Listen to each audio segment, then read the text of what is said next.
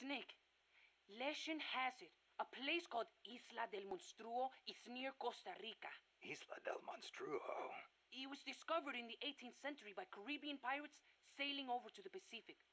And the island in Treasure Island is based on one near Costa Rica, too. Ah, Treasure Island. I remember reading that. You've read it, too? Ah, that makes things easier.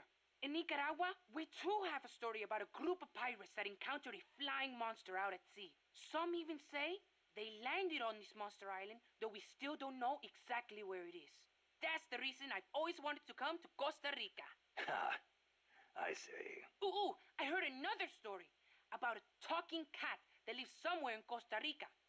They say it'll take you to this place. Oh, interesting stuff. Want to know more about the island? Maybe later. If I'm headed that way, you can fill me in. Okay, just let me know. That was quite a warm welcome you gave me at the base in Costa Rica. Sorry about that. But I simply had to know. The boss's final act. Yes, by inputting her thoughts and actions into the AI, I was imbuing it with her mind. The only thing I couldn't understand was her final act. Operation Snake Eater.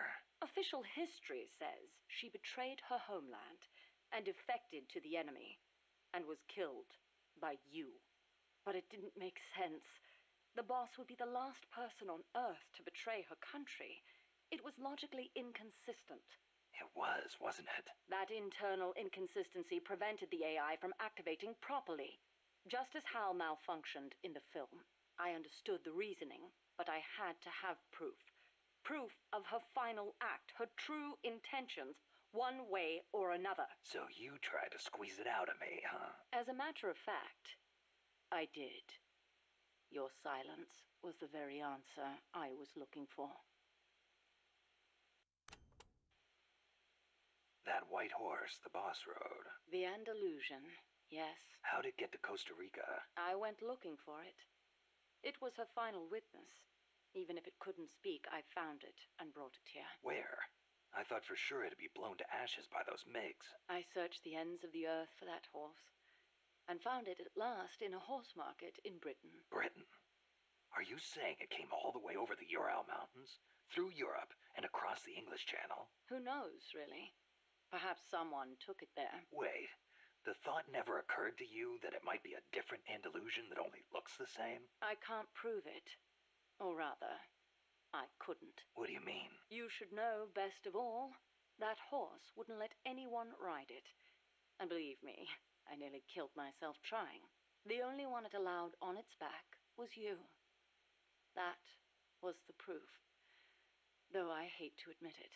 And to think, I ran it to its death. But in that last run, it regained the glory of its youth, using the last of its strength to pursue its former master. Any horse would wish for such a fine end.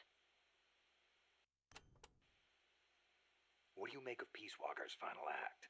I recreated her thought patterns exactly. It was exactly what she would have done. The world's most empathetic mind weighed the past, the future, and the entire world, and decided not to retaliate. Merely knowing that is enough for me. So, what you're saying is, we don't need deterrence to have peace? I didn't say that. What's important is that we wish for peace. MSF needs a way to protect itself from the might of nations. Survival requires pragmatic thought and action. But you must still retain your ideals.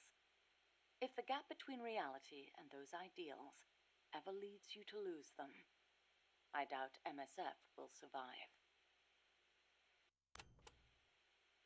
Do you know the national bird of Costa Rica? Honestly, and you call yourself an ornithologist? The national bird of Costa Rica is the clay-colored robin. It's a plain-looking brown bird found throughout the country. Why'd they make it the national bird then? Are there all kinds of better-looking birds like the quetzal? Ah, the clay-colored robin has the most exquisite song. And I think it is part of the Costa Rican national character to choose a bird everyone knows and loves over prettier ones. Somehow these people don't strike me as being very Latin. Speaking as an ornithologist, I am rather happy with that choice. Not all birds have to be pretty. Oh, and just so you know, the quetzal is the national bird of Guatemala.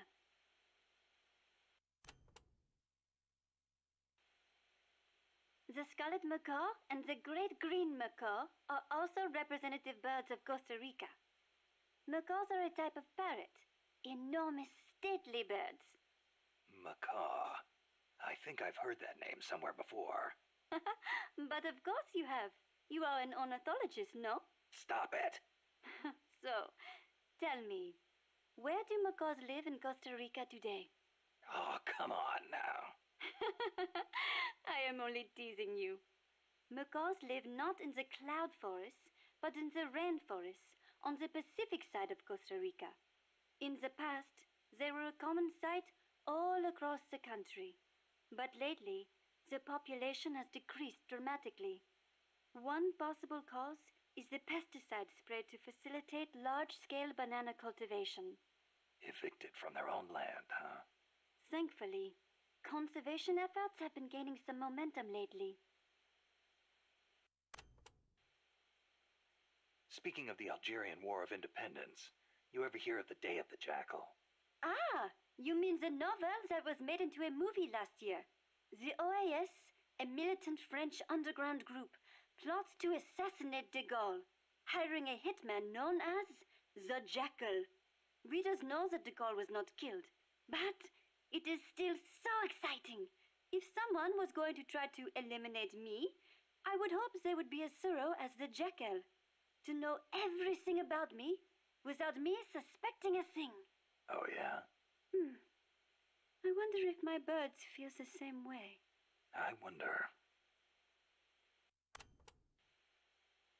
France conducted its first successful nuclear test in the Algerian Sahara in 1960. A lot of French scientists took part in the Manhattan Project. They defected to America to escape wartime occupation. Correct. And once the war was over, they returned to France and continued their own atomic research. President de Gaulle did not want to have to rely on the American nuclear umbrella for protection, Thus making France the world's fourth nuclear power. some say the test's success pacified the Algerian rebels. The civil war was undoubtedly held in check, but never have I equated nuclear weapons with peace.